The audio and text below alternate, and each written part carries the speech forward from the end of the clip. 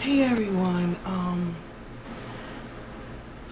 I've been up since 4 o'clock in the morning.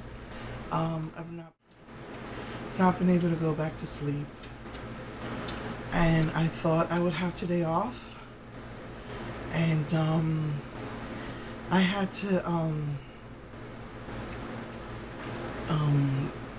take my daughter needs to meet with a pain management doctor, and they were it should have been done. It should have been scheduled 3 weeks ago, and they never did. And then they're telling me she can't be seen till February. And you know me, I made a stink.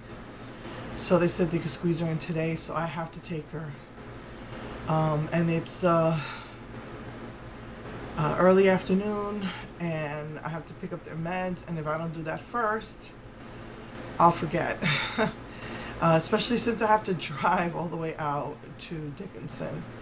Um, it's like it's I don't even take the highway. My street takes me straight there, and then it's like 2 stops off the highway, something like that, 2 or 3 stops off the highway.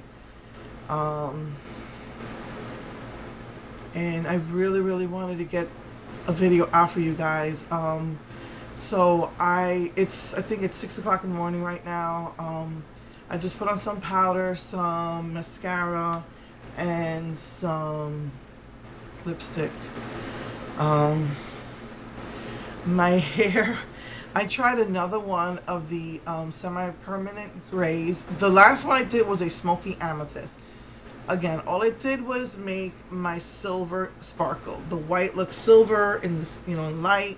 It sparkles. And then I tried another one. This one was called Silver Violet, Gray Violet, and same thing. And it mutes the purple in my hair a little bit, but yeah, um, I'm like getting tired of dyeing and coloring and all of that. So I think I'm finally ready to just show bare all my silver.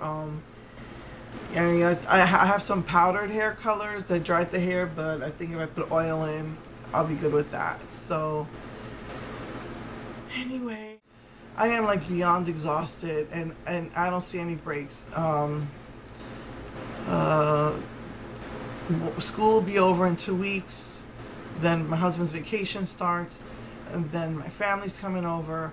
Every time I try to clean my house, one thing or another is always coming up in the way. I was sick for just this lingering cold for a month.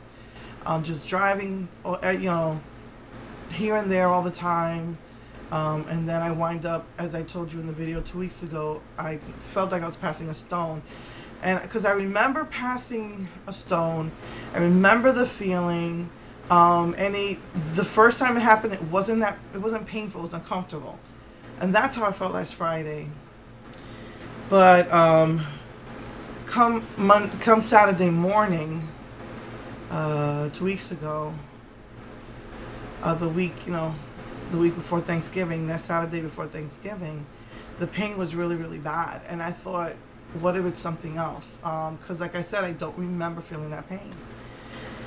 And I told you, I believe that I'm taking this pill. Supposedly it's a Peruvian plant that they use to take care of stones. It breaks down the stones. And I was avoiding surgery like the plague, and it wasn't working out to try to get them crushed. So I bought these pills called Stone Crusher. In Spanish is Chanca Piedra. And it's from Peru, but it's made here in the United States. And I found it on Amazon. And I said, okay, this pill must be working. It's crushing the stones and making them small enough for me to pass. But what if it's stuck? And what if it's something else? So, I woke up like about 6 or 7 in the morning with this pain. And, again, I thought, well, it's going to pass. I'm going to be okay. But at the same time, I thought maybe it was constipation. Because I felt like I couldn't go to the bathroom. It was just so much pressure in my lower abdomen. And if you remember, my right kidney has like 30 to 40% damage or failure. So I just drank a really good strong cup of coffee. I ate my breakfast and I was able to relieve myself. And it did help with the pain, but that pain was getting worse and worse and worse throughout the day. And I remember when I went to the hospital last time, they didn't let me take a shower. So about maybe 5 o'clock, I jump into the shower, I wash my hair, and I told my husband was telling me, if we're gonna go to the emergency room, let's do this now. Now I did call the emergency room earlier. They said it was full. I called the my hospital that I love, that I practically lived in last year, and I asked, was that evil, traumatizing urologist still there? They say yes, he is their urologist. Now I got a letter saying he went private, so I thought maybe they had a new urologist, but no, he was still there. So I was like, that hospital treats me, well, except for those two nurses that I had last time that I was having my gallbladder taken out. I would prefer to go there. I'm more comfortable there. But that urologist traumatized me. If you remember, he practically admitted holding my kidneys hostage so I would keep coming back to him and make money for him. He thought I was his cash cow and make money for his partner to get the surgery. Didn't work out. Went through 2 more urologists, just didn't work out. Because their MAs were not on top of things. They tell you tentative, and they tell you they're gonna get back to you, and you don't hear from them in 3 weeks, and you have to go to the hospital tomorrow. And even though you cancel, the hospital won't do it unless they hear from the MA, and the MA doesn't call them. I was done.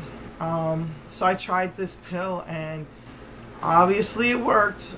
Again, I wasn't sure what was going on, but I told my husband, yeah, I'm doing this now. I'm clean. I took my shower, put on clean pajamas, threw something on my pajamas, and we went to, unfortunately had to go to the other hospital.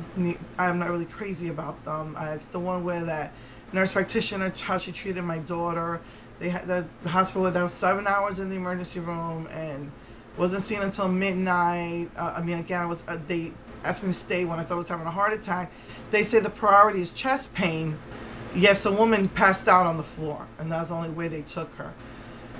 Anyway, so that's where I had to go. I know I don't like that hospital, but I was not going to go and put myself under the thumb of that evil, manipulating, conniving urologist.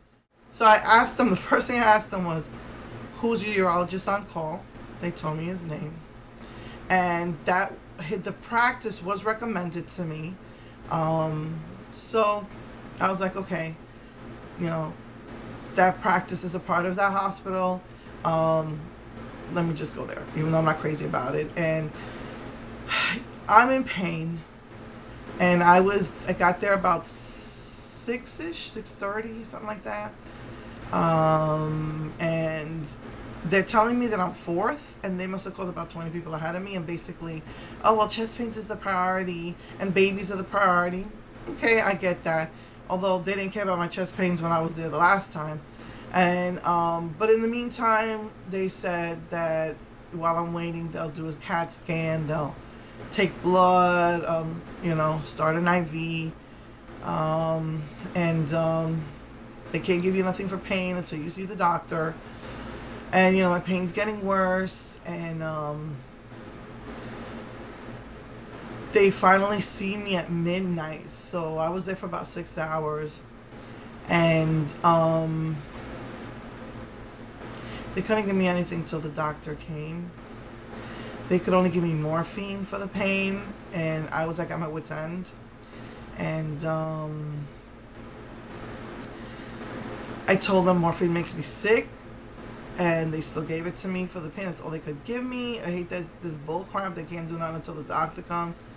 And I traded one pain for another. My stomach was going in knots. They gave me something for nausea, because morphine makes me vomit. But they gave me something for the nausea. However, my stomach was still, it was like World War III was on my side, and now World War III is in my stomach. Finally, the doctor arrives, and she's on the phone. And so I was like, I was at my wit's end, and my husband said, you know, you walked into the room and then you walk out and take a phone call, and my wife's in there in pain. And so she was like, oh, I'm on the phone with the urologist. Okay. So she comes into the room and tells me the urologist told her that I need to, because where I live, it's a very small hospital, it's very limited, that I need to go to the big hospital, the one by my son's school, and they'll have the tools that they're going to need to put stents in me. And that's what that doctor did. He traumatized me with those stents. And I was like, no, because they told me basically, well, everybody's like, did the doctor talk to you? Did this? Nobody's telling me nothing. So finally the doctor comes in and says, you have a stone and it's stuck. It's too big for you to pass. So the doctor's going to want to put stents in. I said, you don't have to put stents in me, just take it out. That's it. Why have to put stents in? Well, you have multiple stones. I was like, okay. So I looked at my husband. I said, well, see, that pill must really be working. It's breaking down the stones and I'm passing them. And I knew that I needed to come to the emergency because he wasn't sure, like, oh, you know, you said you passed a stone before. I'm like, yeah, but this pain was, I didn't have this kind of pain before. And I could see why they say it is second to childbirth. Childbirth is still number one by far, but they call it an ambulance. Well, first of all, they call it an ambulance. I was they gave me Dilaudid they call it, and that really worked for me before. However, they didn't give me a full dose, they gave me a half dose, so I wasn't sleeping. So I hadn't eaten since like 9ish. I was up like since 6 o'clock in pain. Midnight I see the doctor. 3 o'clock in the morning, she, you know, that's how long it took for the ambulance to come and get me. But they gave me Dilaudid, and all it does is help me relax. If they don't give me a full dose, I won't sleep.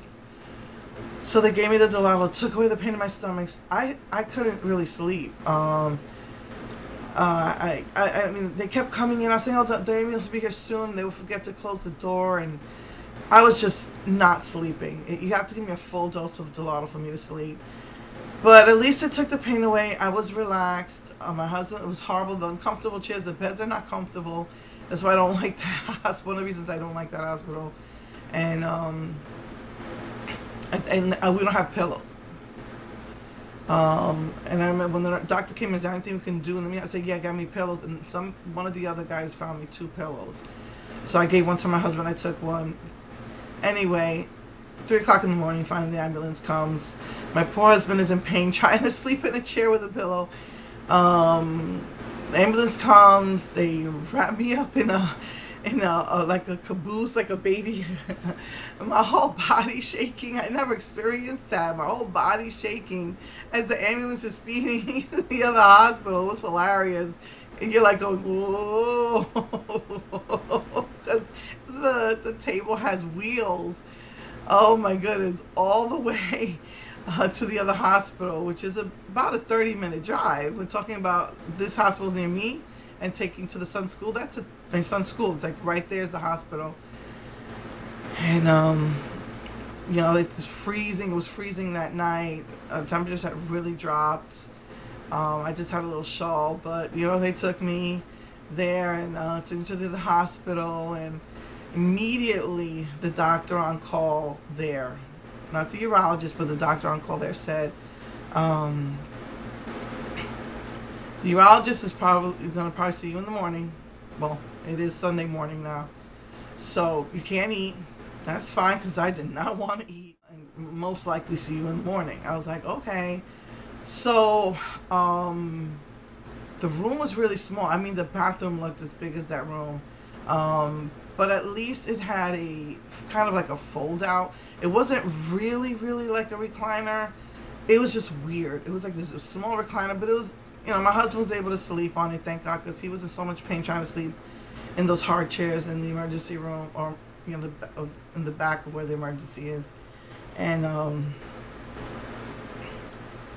I think they gave me something else. I think it was called Toladol. And again, I wasn't really sleeping. I don't know, you know, they had to give me pain every 3 hours because, you know, I could feel the pain. By the time I fell asleep, before I knew it, it was already daylight, and they didn't have like shades. And they came in and offered me more Dilaudid, and I said, well, more pain stuff. I was like, I'm okay. I don't want to, start getting into, getting medicated. I'm afraid, all that stuff is like addicting. I said, I'm okay. I'll wait till later. And she's like, oh, Toladol is like the most potent pain reliever. It's not a narcotic like Dilaudid. I was like, well, I'm okay. But, once the sunlight came in and the new staff came in, I was feeling the pain. And I asked the nurse, could you please give me my Toladol? And she says, well, it says here the nurse gave it to you already. I said, no, she did not. I refused it. So they were like, they said, I got it. I'll have to come back and check in. I see that she took it out, but it doesn't say that she gave you the dose, so okay. And they said they were going to give me morphine. I'm like, absolutely not. I said we already all discussed this, and I want the Dilaudid. They didn't put it in your record. I'm like, what the frick? Here we go. But, the doctor, you have to call him because it's a Sunday. He's on call, but I don't know. I guess he makes his rounds later. I don't know what happened, but they finally got the meds right. And so between the Toladol and the Dilaudid, my pain was under control. Now, even though my pain was under control, instead of having the pain here in my ureter, again, I'm not eating, and I'm starting to get a migraine. And it's not that I'm hungry, I'm just getting a migraine because I don't even eat. And so pretty much morning came and went, and the doctor never came. The urologist never came. So around noon, the doctor came and said, don't worry, he's going to be here. I said, you sure? I thought he forgot about me. I got nervous. And he was like, no, he's not going to forget about you. He's going to come see you, the doctor. And, I mean, they had my pain management so well under control that I barely even called the nurse at all unless my bed wasn't working. They provided me with, the first thing I wanted to do was wipe, freshen myself up. They provided me with freshener. They provided me with, toothpaste and, mouthwash. And so, the nurses were great, and then about 2 o'clock, I realized my migraine would go away and I wouldn't need these medications if I could just eat. So that's what the doctor had told me when he came in around noon, that it's too late to be seen, that to be treated that day, they'll treat me in the morning. I'm like, that's fine, as long as I'm home by Monday night, because that's an outpatient thing. And because my son had to go to school early, it was going to be one of those long Tuesdays where he was required to go in early to meet with one of his professors. I said, as long as I'm home by Monday night, that's cool. But, so anyway, he leaves, and then so I realized 2 hours later I should eat. This would help with my migraines. I'm not going to be seen anyway. And then at midnight, they'll put me on a no-eat order. So the nurse, called the nurse in, and I said, is it okay if I just call and get food? And, she's like, that's no problem. I'm like, okay. Since I didn't have anything, they didn't schedule me for anything yet. But no, they would not feed me. I was on a no-eat order. I said, yeah, but, they're not going to do the procedure till the morning. Well, we need permission from your doctor. The doctor had already left for the day. It's Sunday. They don't want to be with their families. And they had a hard time getting a hold of him. And, they wouldn't feed me. And so, 3 o'clock comes. I'm like, dang, when is this urologist going to come? The nurse comes in and says, oh, you know what? The on-call urologist saw that you went to go see another urologist back in June. So he said you must be his patient, and he just left. I was livid. I am trying to get rid of this pain. I knew once these meds wore off, I was going to be in pain. I had to have these. By now, I'm taking whatever they're giving me. So I have been in pain from 6 o'clock the previous morning, hadn't eaten since 9 o'clock the previous day, was in the emergency room at 6 o'clock, wasn't seen until midnight, ambulance at 3. And they're telling me that he's the one who told me to go there. They're telling me he's going to take care of me. Doctor came in at 12 to confirm. I'm on a no-eat order. I'm getting migraines. And he just left. He did not have the decency to come into my room and ask me if I was that other doctor's patient. I mean, I had seen the doctor 6 months ago. The doctor tells me one thing and it doesn't happen. And, you know, trying to get me to go during the hurricane. Anyway, the decent thing for that man to have done was to come into my room and ask me, hey, are you this guy's patient? Because if you saw I went to him 6 months ago, you would see that I hadn't seen him since. Basically, he just wanted to go home and be with his family. I was livid, and from the, I like said, I mean, I was like at my wit's end because of getting my migraines, and I was, you know, just wanted to get this stone out of me because that pain was awful. It was like my whole lower left side was throbbing in sharp pain, and I was like, what? What am I supposed to do now? And she, at that moment, she got upset. She took it personally and said, don't get excited until there's something to get excited about. So what are we going to do? She said, I'm going to fix this. I'm going to fix this. I'm going to find you another urologist. I said, please just, you know, go to the practice that was recommended to me and just get one of those doctors to come. I'm going to take care of this, she tells me. And I'm still, he didn't lift the no-eat order. He should have said she can eat now. You can lift the, no. So it took her 2 hours to get a doctor to call her back and lift that no-eat order.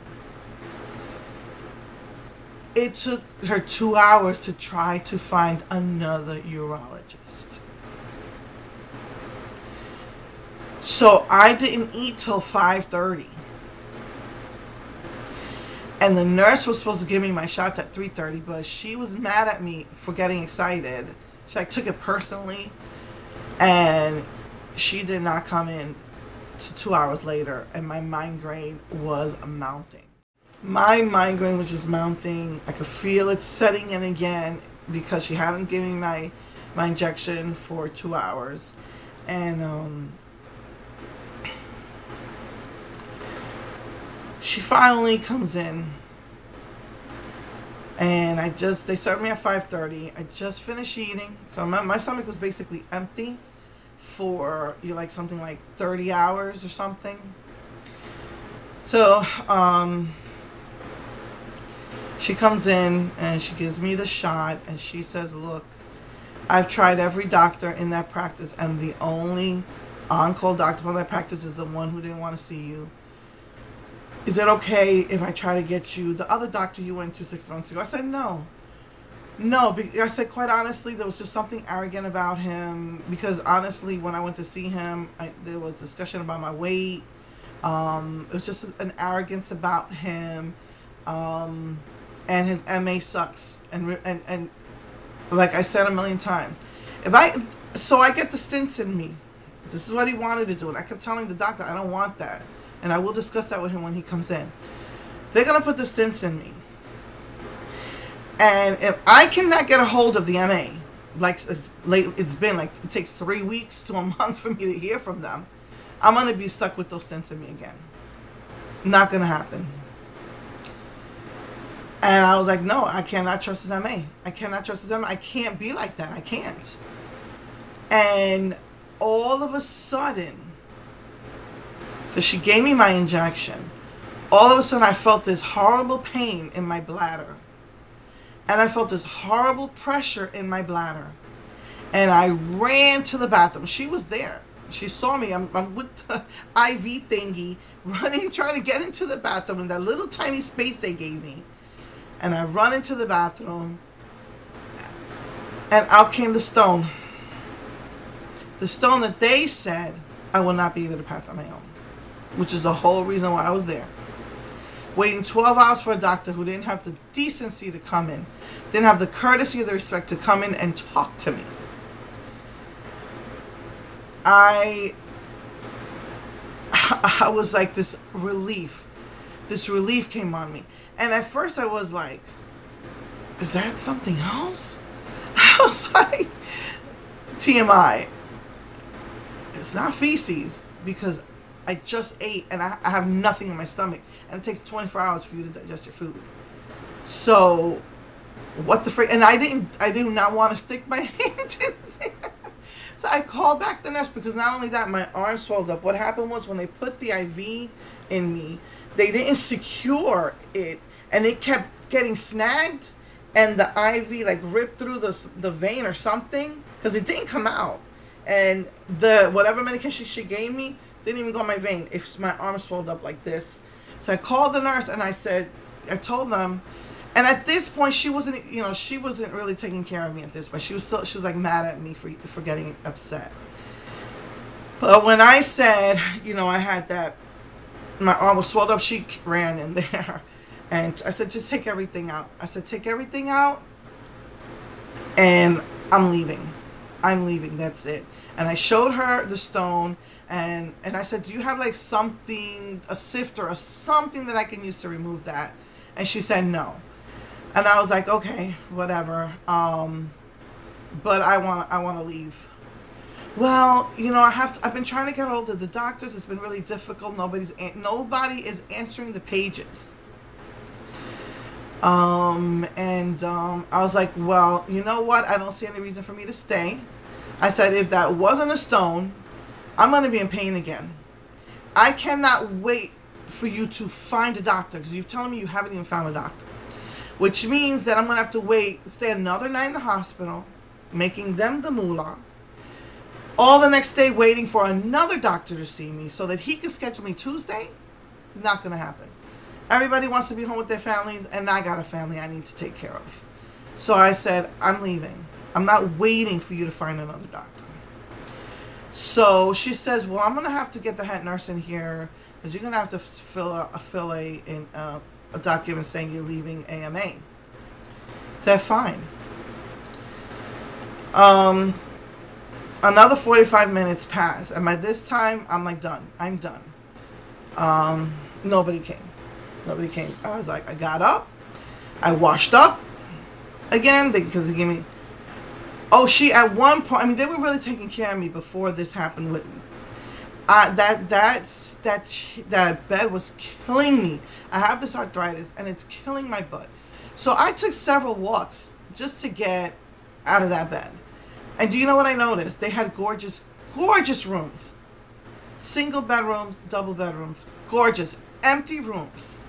And they stuck me in a corner, hole-in-the-wall room that was tight and cramped, that the bathroom was bigger than that room. They couldn't... I have insurance. It's not like I don't have insurance. Why couldn't they have put me in one of those rooms? So I told her my bed is killing me, and so she gave me a blow-up mattress, very thin blow-up mattress, and that really worked. That worked wonders. So... but again, when I got upset, and so my husband was there as a witness to what she said. One of the other nurses were there as a witness to what she told me. They both admitted that, they understand that how I feel, that he shouldn't have did that he should have talked to me at least done me that courtesy. If he would have came in and told me, I would have told him that's not my doctor, and we would have been scheduled for the morning. Again, I hadn't passed that stone till like maybe 5, almost 6. So I was done. Nobody came into my room. I got up. She said she had told me when she gave me that mattress, you can keep the mattress. Picked up the mattress. They give you these bags for your things. I just threw everything in there. Toothpaste, toothbrush, mouthwash, Everything they gave me, picked up the mattress, because all I had was one bag. Picked up my bag. Well, my husband helped me with a lot. And I started walking out that door.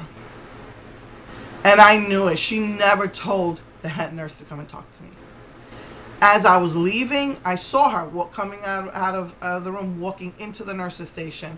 When she saw me, she was like, ran to the head nurse and started quickly explaining to her what happened.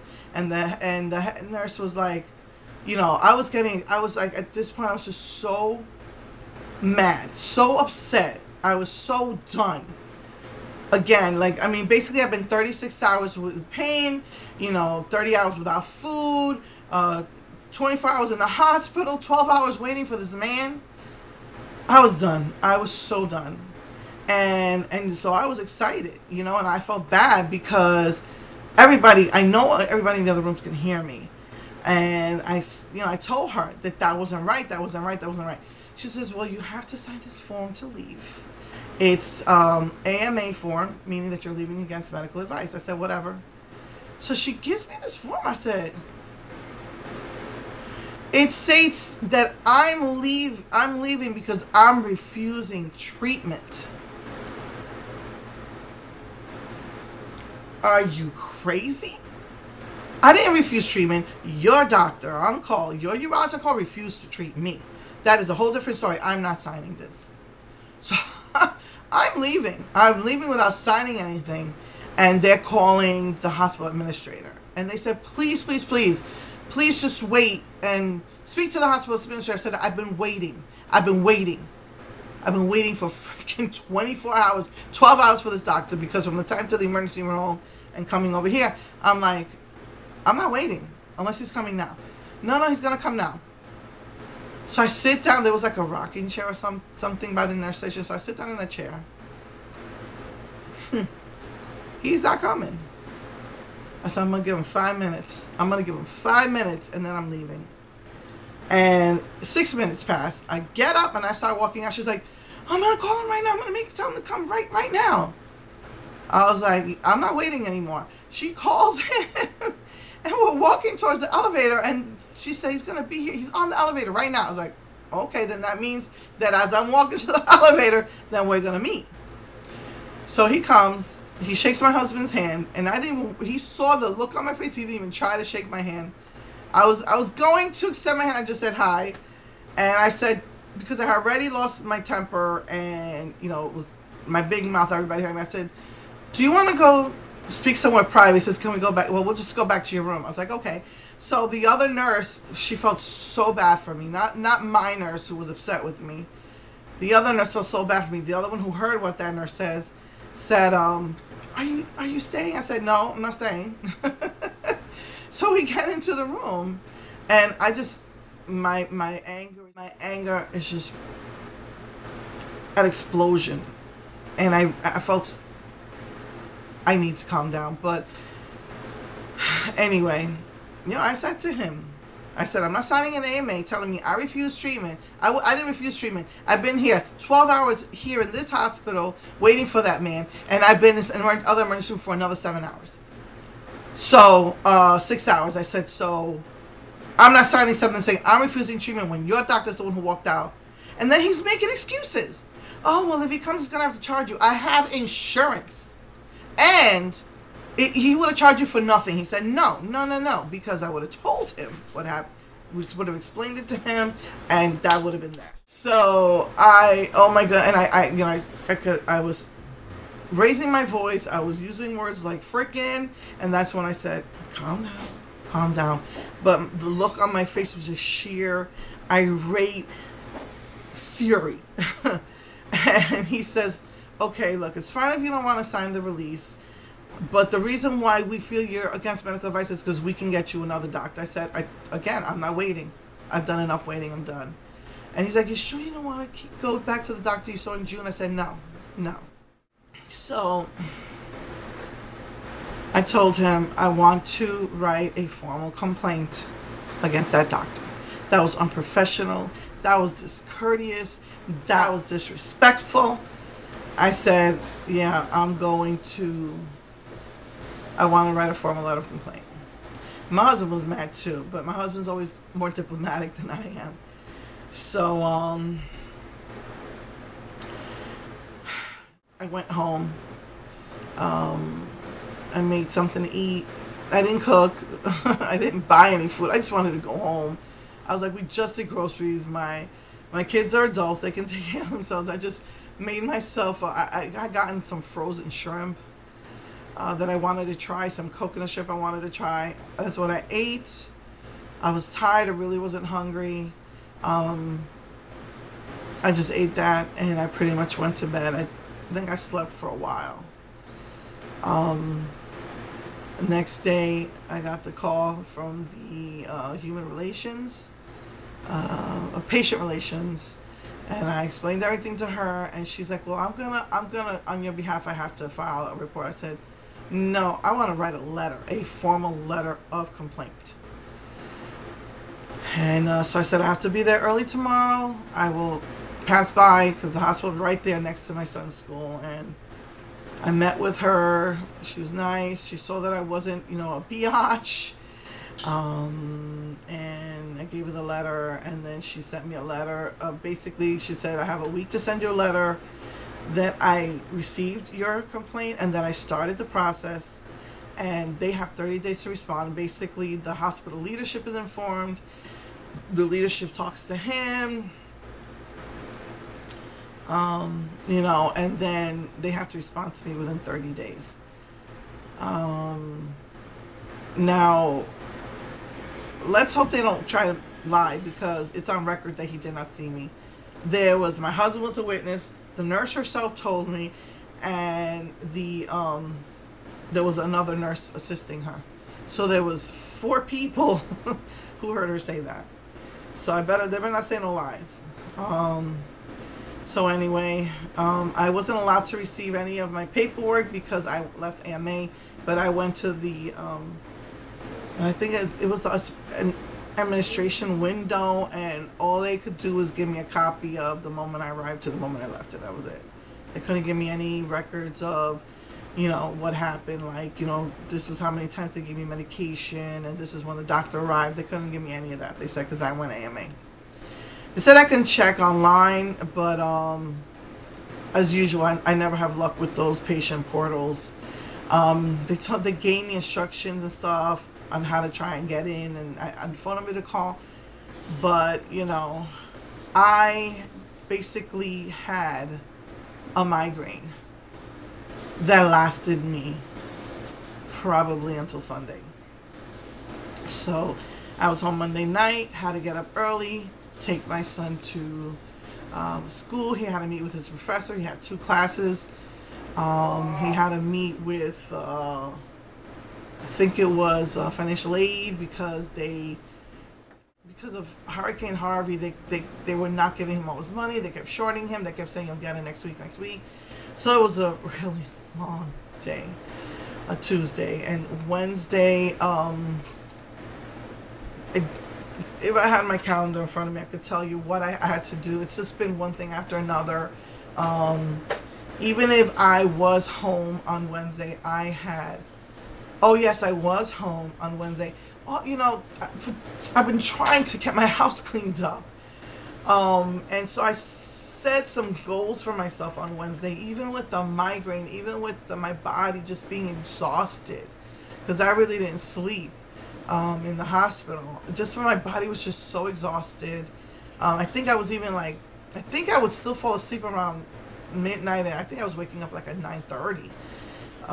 But my body just was exhausted from the experience, from the lack of sleep in the hospital, because I had gone without sleep for whatever it was, 48 hours or whatever, 36 hours, I don't remember, but I don't remember the exact time frame I could tell what from. So I woke up at 6, didn't get to sleep the following night till 9. So yeah, something like 30 plus hours. I knew I had to prepare. It was the day before Thanksgiving. I knew thank God my sister-in-law said she was the one who was going to do the cooking and for me just to bring dessert. So I baked some dessert. I wanted to clean the table. I didn't really get much done because all I could do was just lay down several times that day because that migraine just would not go away.